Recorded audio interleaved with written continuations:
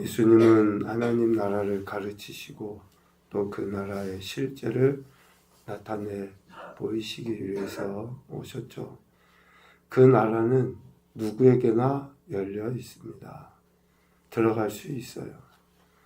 그리고 또 들어가기 위해 반드시 취해야 될 태도가 있다라는 것을 가르쳐 주십니다. 특별히 세리와 죄인들이라 할지라도 그들을 영접하고 음식을 같이 먹으심으로써 소외된 자들에 대한 하나님의 사랑, 또 그들의 회개를 통해 하나님 나라에 참여할 수 있도록 하시는 거죠. 누가복음 15장은 이렇게 잃어버린 것에 대한 이야기를 합니다.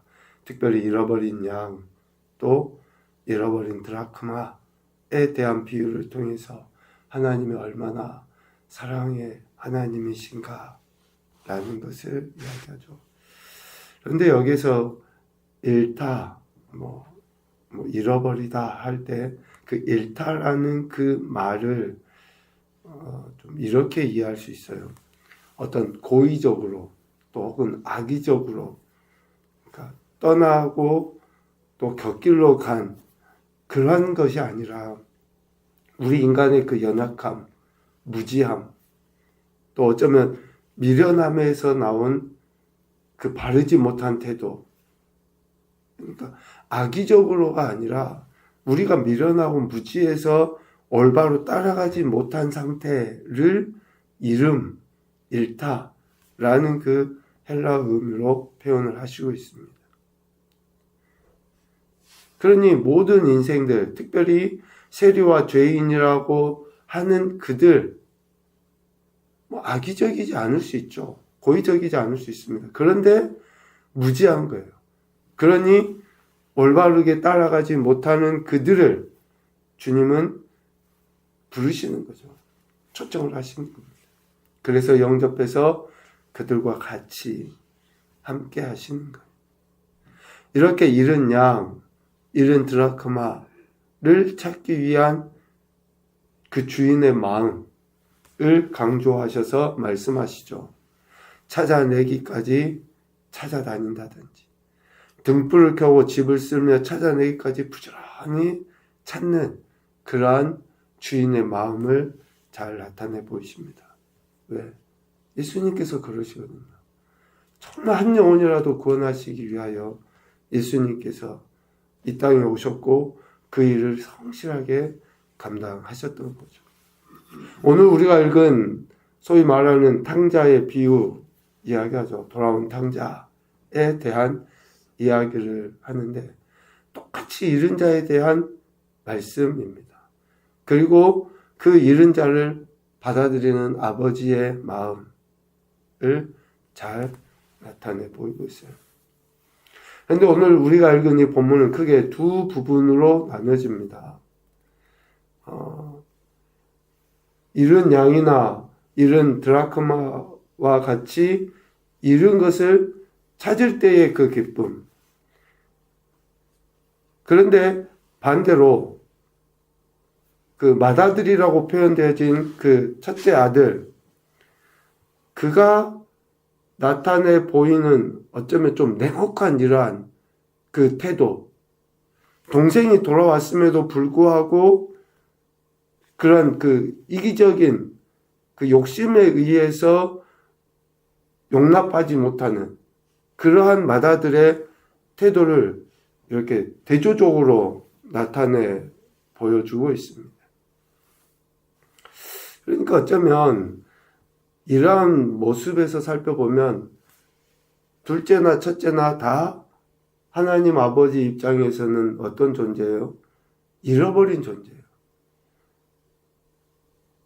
이기적인 욕심에 의해서 지금까지 살아가고 있는 첫째 아들이나 또 아버지의 재산을 허랑방탕하게 탕진해버린 그 아들이나 둘 다 아버지의 입장에서는 어때요?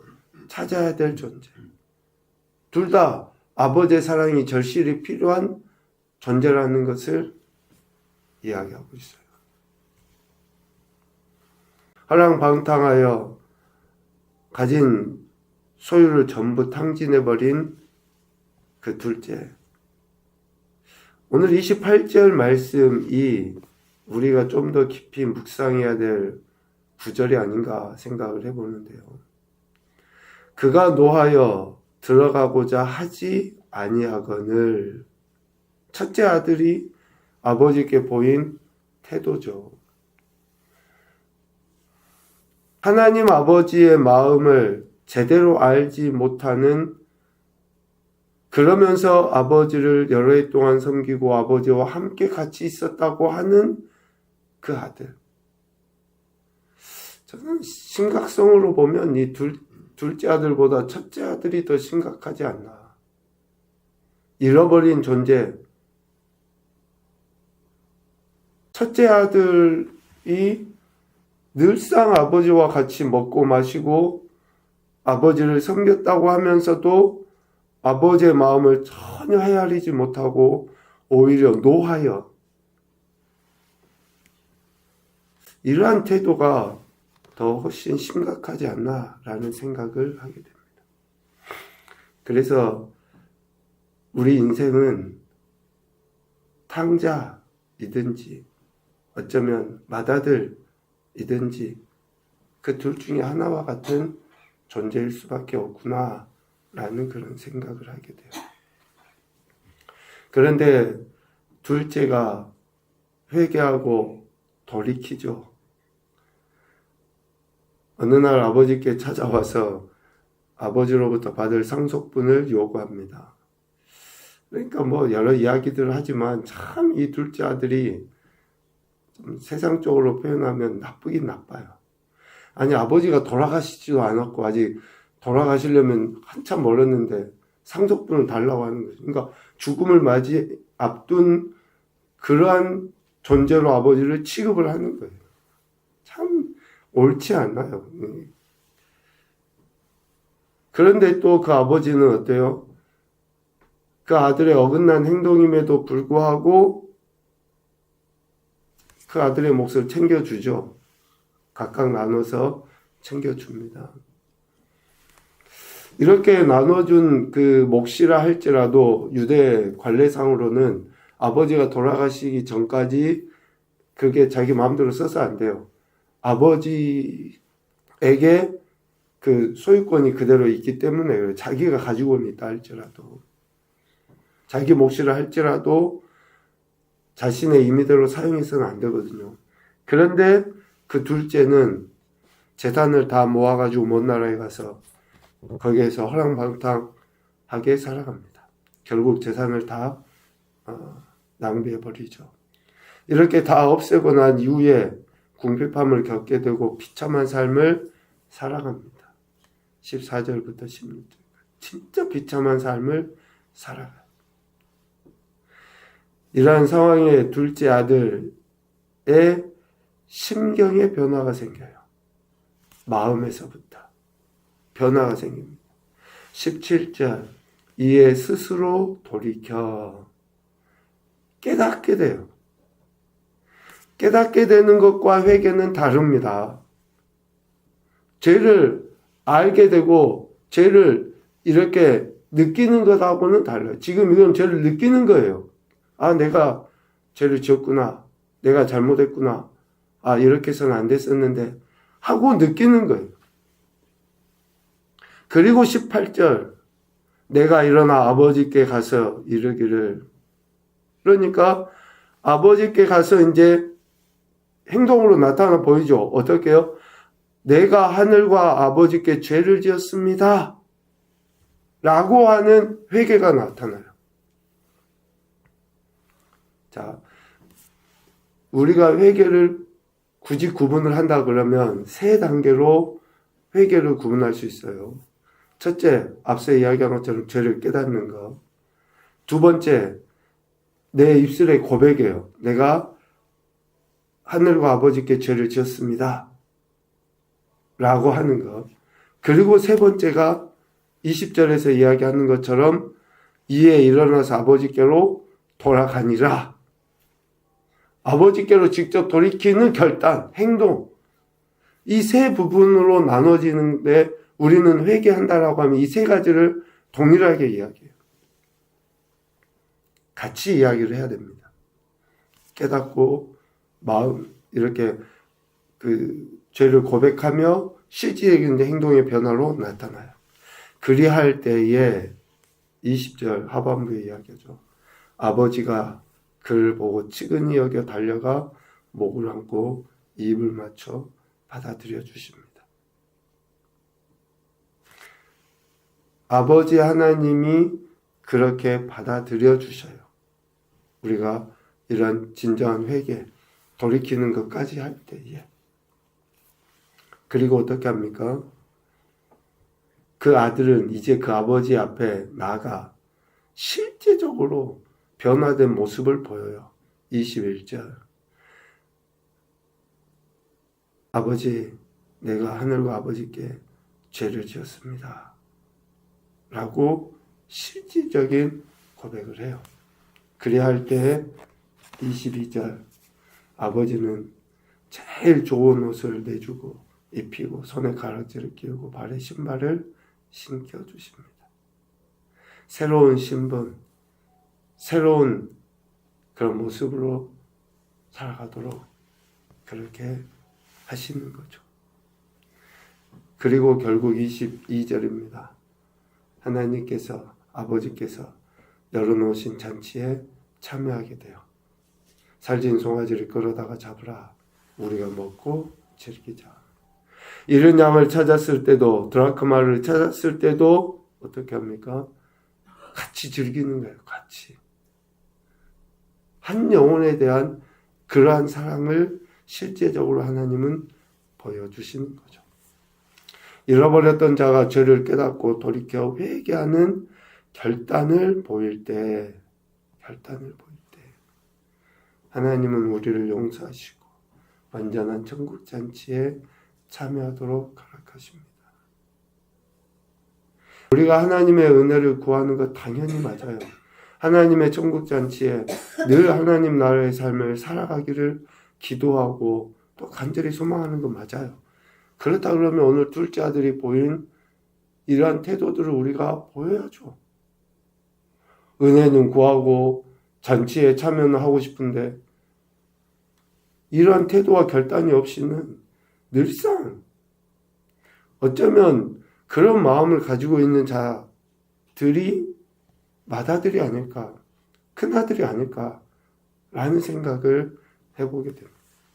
큰아들은 이렇게 둘째 아들과 아버지가 보인 행동을 보며 노했다 했잖아. 노했다. 이 노하다라는 그 헬라어의 의미는 콧구멍을 벌렁거린다라는 거예요. 콧구멍. 그러니까 노가 그 충천해가지고 도저히 주체할 수 없을 만큼의 그 상태. 그러니까 일시적으로 격양된 것이 아니라 계속적으로 그 화가 그 안에 가득 차 있는 거. 불평과 불만이 늘 쌓여져 있는 상태를 노하여라는 단어. 그러니까 이 노한 감정에 의해서 들어가고자 하지 않습니다. 그 자리가 어디예요? 동생이 돌아와서 기쁨으로 펼쳐진 그 잔치 자리 아니에요? 그런데 그 자리에 들어가기를 싫어해요. 기꺼이 들어가려고 하지 않아요. 그 자리를 거절한 거예요. 그러니까 그 자리를 거절했다라고 하는 것은 뭡니까? 동생이 돌아온 것을 인정하지 않는다는 거예요. 거부하는 거예요. 얼마나 완악한지를 알 수 있어요. 이런 완악함은 왜 나옵니까? 동생이 허랑방탕하게 탕진해버린 그 재산과 물질이 결국은 누구의 것이라고 여긴 거예요? 자기 것이라고 여기니까 그런 거예요. 자기. 아버지가 똑같이 나눠준 분깃은 동생의 것임에도 불구하고 그것에 대해서 소유권을 내 것인데 동생이 그렇게 허비하였다라고 여기는 거예요. 그것으로 이 노함이 있는 거죠. 그래서 그 자리에 들어가지 않고 그 동생의 돌아옴을 거부한 거예요. 그리고 또 하나 심각성의 문제는 뭐냐면 29절이에요. 아버지께 이렇게 이야기해요. 내가 여러의 아버지를 섬겨 명을 어김이 없거늘 내게는 염소 새끼라도 주어 나와 내 벗으로 즐기게 하신 일이 없다 라고요. 여러 해 동안 아버지를 섬겼는데 이 섬김이 기쁨으로 감사로 자원함으로 섬긴 것이 아니라는 거죠. 아버지를 섬기는 것을 진짜 기뻐서 그렇게 순종한 것이 아니라 단순히 의무감에 의해서 하기 싫은데 억지로, 마치 누가 같습니까? 바리새인과 서기관들 같이 살아계신 하나님과 인격적으로 만나지도 않고 교제도 나누지도 않으면서 율법 조항을 가지고 하나님 말씀대로 살려고 하는 자들을 올가매는, 판단하고 정죄하는 이러한 일들을 했던 바리새인과 서기관들하고 똑같아요. 정말로 하나님의 마음은 전혀 알지도 아니하고 자기 감정에 의해서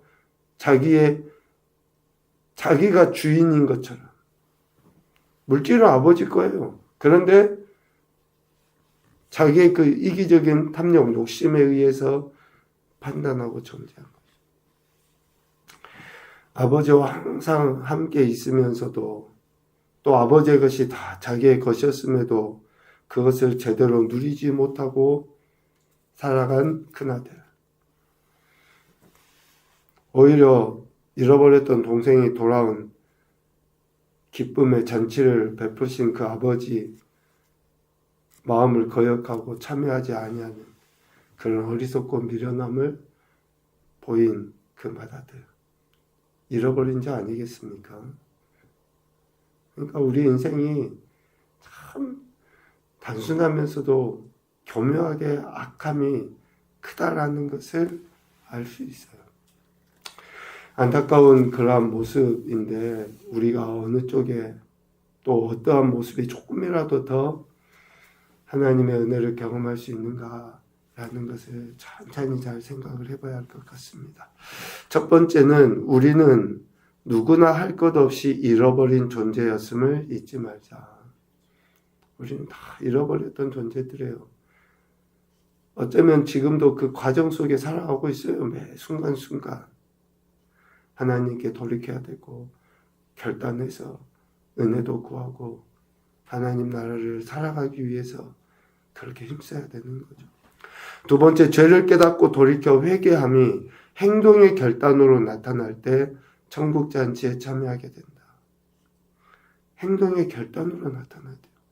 신앙의 결단이라고 하는 이야기는 늘상 강조해도 지나치지 않는 것 같습니다. 아무리 머리로 생각하고 깨달으면 뭐예요? 움직여지지 않는데 어떤 변화가 일어납니까? 성령의 감동을 우리는 누구나 다 받아요. 성령의 감동 안 받고 신앙생활하는 그리스도인이 어디 있습니까? 그런데 움직이질 않는 그 결단 없는 것은 밖까지 떼먹여줘야 됩니까? 성령님이? 아니에요. 우리 안에 믿음의 결단이 있을 때 진정한 변화가 일어나고 성장, 성숙이 일어나는 거예요. 결단하는 것은 매우 힘듭니다. 잘라내는 건데 왜 힘들지 않겠습니까? 그래도 해야죠. 세 번째, 사랑과 존중, 배려가 없는 믿음은 결국 시기와 질투로 자신을 올가매기 마련이다.